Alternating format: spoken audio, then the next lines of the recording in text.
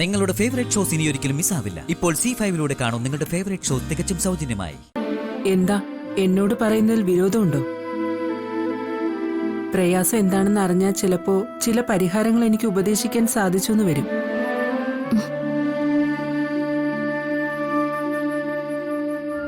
അത് പറഞ്ഞോളൂ.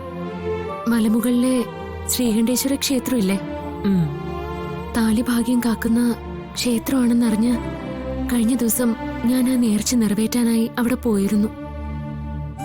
അവിടെ വച്ച് ഭഗവാന്റെ മുന്നിൽ പ്രാർത്ഥിച്ച് തേങ്ങ ഉടയ്ക്കുന്ന സമയത്ത്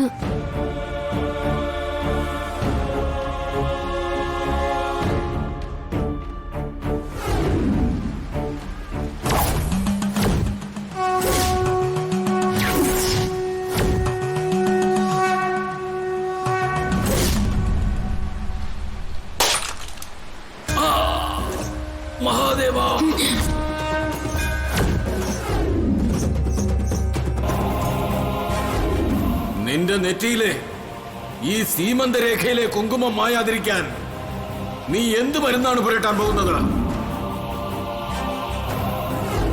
നീ വിധവയാകും.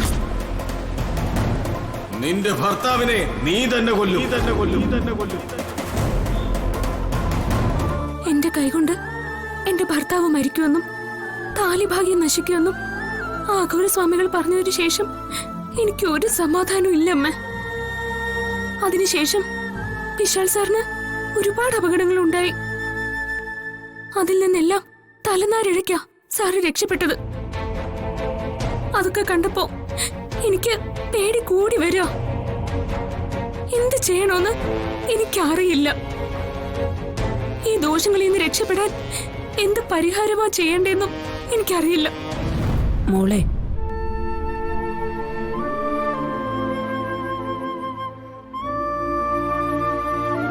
മോക്കിപ്പോ വളരെ മോശ സമയമാണ്.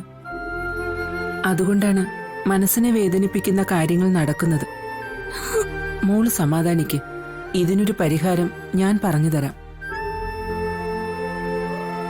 മോള് കാവിയുടുത്ത് ഓരോരുത്തരിൽ നിന്നും ഓരോ രൂപ വെച്ച് ഭിക്ഷയാചിച്ച് 101 രൂപയാക്കണം.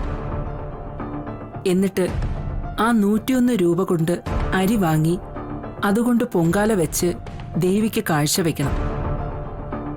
അതിനുശേഷം നീയും നിന്റെ പുരുഷനും കൂടി ആ പൊങ്കാല ഒരുമിച്ച് ഒരേ പാത്രത്തിലിരുന്ന് കഴിക്കണം. പക്ഷേ അതാരും തടസ്സപ്പെടുത്താൻ പാടില്ല. യാതൊരു തടസ്സവും ഇല്ലാതെ ഈ നേർച്ച പൂർത്തിയാക്കിയാൽ എല്ലാ ആപത്തുകൾക്കും പരിഹാരമാവും.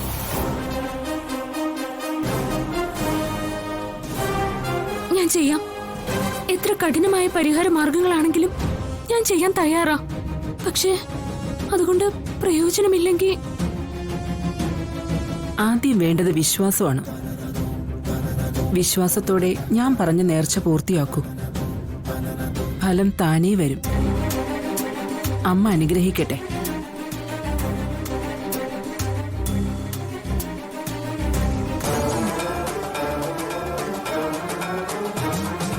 അമ്മേ നാരായണ.